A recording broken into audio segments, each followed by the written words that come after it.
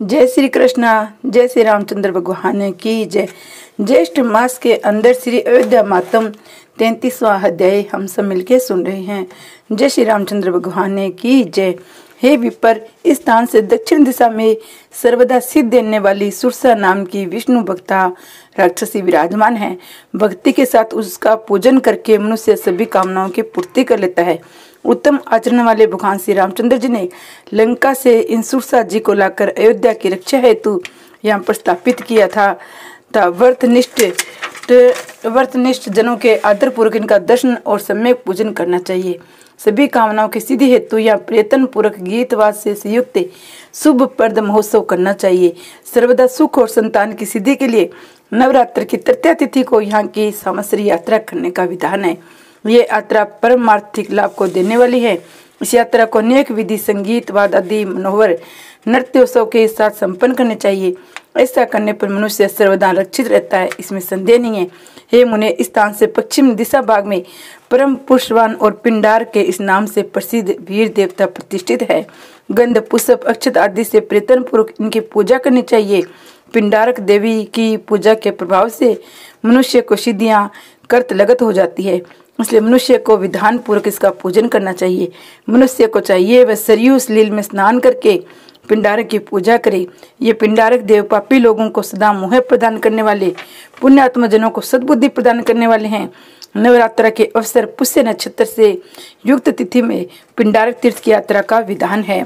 पिंडारक तीर्थ से पश्चिम दिशा में विघ्नेश की अवश्य पूजा करनी चाहिए। जिनके दर्शन से मनुष्य को विघ्न का लेस भी नहीं रह पाता, वे सर्व कामना फलप्रद विघ्नेश्वर इसलिए पूज्य है। इस विघ्नेश्वर स्थान से ईशान कोण में श्री राम का जन्म हुआ था, इसलिए मोक्ष फलादि का साधना रूपी तीर्थ जन्म स्थान के नाम से प्रसिद्ध हुआ। विघ्नेश्वर स्वर महादेव पूर्व भाग में वशिष्ठ कुंड से उत्तर दिशा में लोम स्थान से पश्चिम भाग में जन्म स्थान राम जन्मभूमि की स्थिति मानी गई है। जिनका दर्शन करने से मनुष्य को दान, तपस्या, तीर्थाटन, यज्ञ आदि का अनुष्ठान किए बिना ही गर्भावास रूप संकट पर विजय प्राप्त हो जाती है। जो वरधारी मनुष्य नवमी तिथि को प्राप्ति होने पर अर्थात रामनवमी के अवसर पर सरयू में स्नान करके दान करके श्री राम जन्मभूमि का दर्शन करता है, वह उस सकृत्य के प्रभाव से जन्म बंधन से छूट जाता है। जो मनुष्य नित्य प्रति सहस्त्र संख्या में कपिला गौं का दान करता है, उसे वही फल श्री राम जन्मभूमि के दर्शन से प्राप्त हो जाता है। वानप्रस्थाश्रम में रहते हुए तपोनिष्ठ मनुष्य को जो पुण्य प्राप्त होता है, हजारों राजसूय यज्ञों को करने का जो फल मिलता है, वह प्रतिवर्ष अग्निहोत्र करने का जो फल है, वही फल नियम में स्थित मनुष्य को विशेष रूप से श्री राम जन्म स्थान के दर्शन से प्राप्त होता है। माता पिता तथा गुरु के चरणों में भक्ति रखने वाले सज्जनों को जिस फल की प्राप्ति होती है, उस फल की सम्यक रूप से उपलब्धि श्री राम जन्मभूमि के दर्शन से हो जाती है। श्री राम जन्मभूमि का दर्शन करने वाले को पितरों को अक्षय तृप्ति सुलभ हो जाती है, जो गया श्राद्ध आदि के द्वारा बताई जाती है। शास्त्रों मंत्र व्रत काशी निवास का जो फल है, वो सरयू दर्शन से वही फल प्रद होता है। गया श्राद्ध करके पुरुषोत्तम मास में दर्शन करने पर मनुष्य को जो लाभ फल प्राप्त होता है, वही फल कलयुग में दशरथपुरी अयोध्यापुरी के दर्शन से प्राप्त हो जाता है। ऐसा अर्थ ग्रंथों का कथन है। ये कल्प पर्यंत मथुरापुरी में निवास करने से मनुष्य को जो फल मिलता है, वही फल सरयू दर्शन करने मात्र से प्राप्त हो जाता है। कार्तिक मास में पुष्करवास का अथवा माघ मास में प्रयागवास का जो पुण्य लाभ होता है, वही पुण्य फल एकमात्र सरयू दर्शन से प्राप्त हो जाता है। सहस्त्र कोटि कल्प पर्यंत अवंतरी नगरी में निवास से जो फल कहा गया है, वही फल सरयू जी के दर्शन मात्र से प्राप्त हो जाता है। 60,000 वर्षों तक जानवी जल में स्नान करने का जो फल है, वही फल दाशरथीपुरी अयोध्या में अर्ध निमेषक निवास करने से मिल जाता है। मनुष्य एक निमेष अथवा आधे निमेष मात्र भी श्री राम चिंतन करके निश्चित ही संसार के कारण रूप अज्ञान का नाश कर लेते हैं। मानव जहाँ कहीं भी रहे, यदि वह मन ही मन में अयोध्या का स्मरण करता है, तो स्थिति में सैकड़ों कल्पों में भी उसका पूरा जन्म नहीं होता है।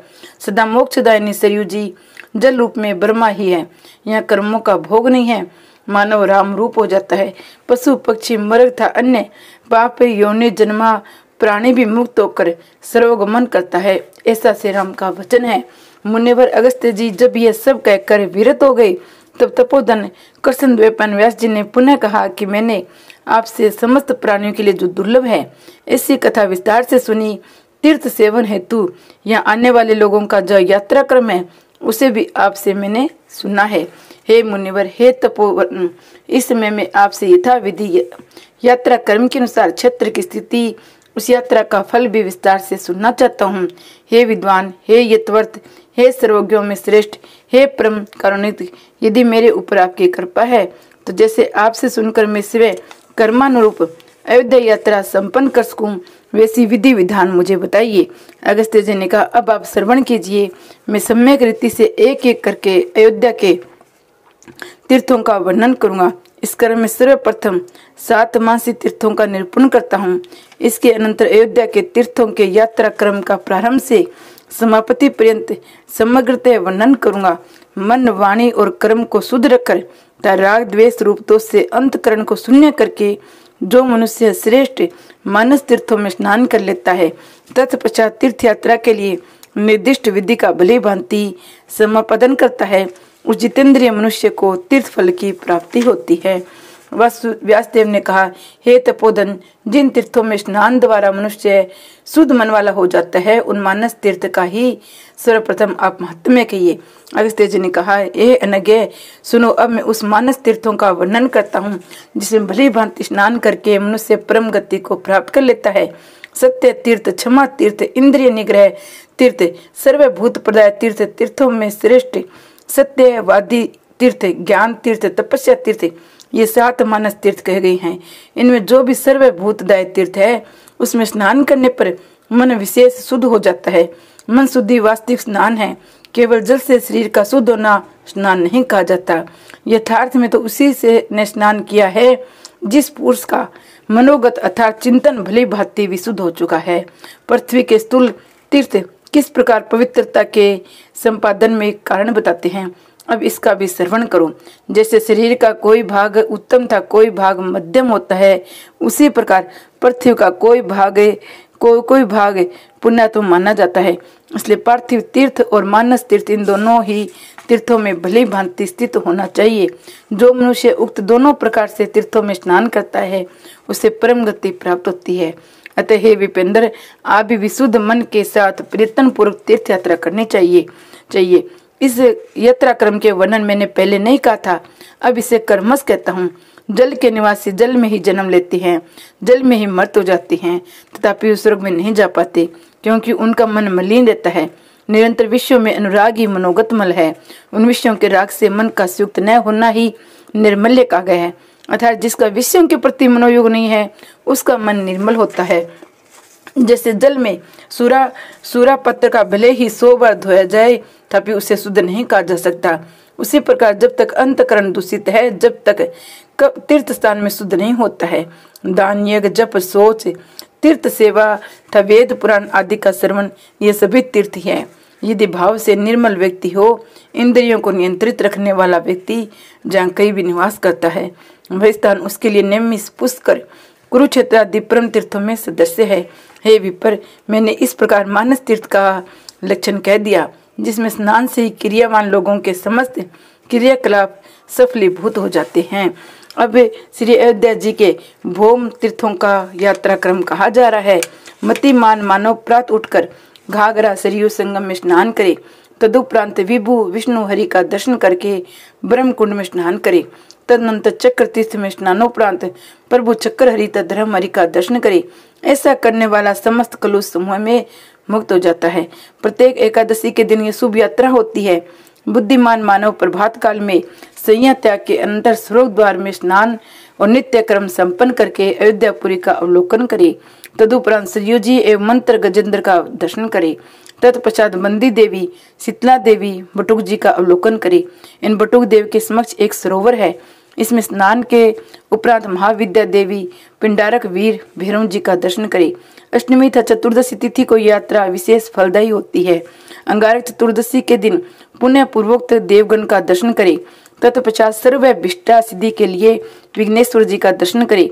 बुद्धिमान मानव प्रातः काल उठकर ब्रह्म कुंड के जल में स्नानोपरांत विभु विष्णु हरि का दर्शन करके मन, वाणी तथा शरीर की शुद्धि का मलिन करे। इसके पश्चात मंत्रेश्वर और महाविद्या का दर्शन करे। सर्व कामना सिद्धि हेतु अयोध्या जी का तथा महाविद्या दर्शन करे। सर्व कामना सिद्धि हेतु अयोध्या जी का दर्शन करे। इसके बाद मन तथा सभी इंद्रियों को भली भांति अनुशासित करके स्वर्ग द्वार में वस्त्र से स्नान करे।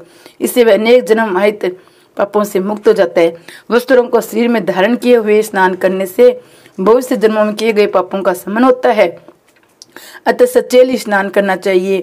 ये सर्व पाप हरनी शुभ अयोध्या धाम की यात्रा कही गई है।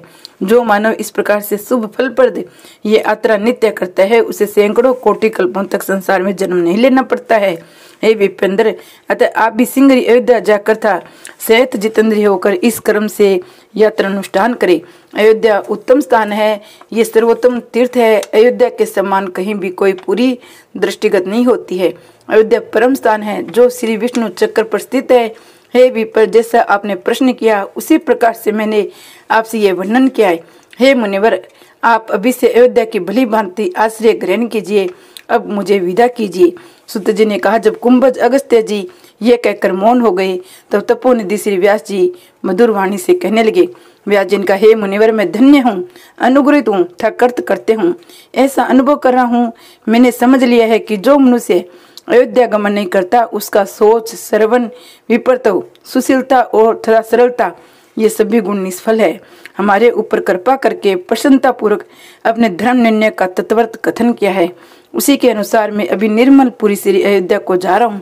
हे द्विजोतम, अब आप भी अपने आश्रम को पधारो। श्री सुत जी ने कहा। तपोराशि कुंभज अगस्त्य जी को कर्मश इसी प्रकार अयोध्या की अत्युत्तम यात्रा विधि का वर्णन करके वहां से अपने आश्रम को चले गए। उसमें विस्मय के कारण धैर्यशाली व्यास जी के नेत्र युगल उत्पल हो रहे थे। अगस्त्य जी के जाने के बाद तेज पुंज इंद्रिय विजय द्विज पर श्री व्यास जी ने सर्वाभीष्ट प्राप्ति हेतु अयोध्या आ पहुंचे।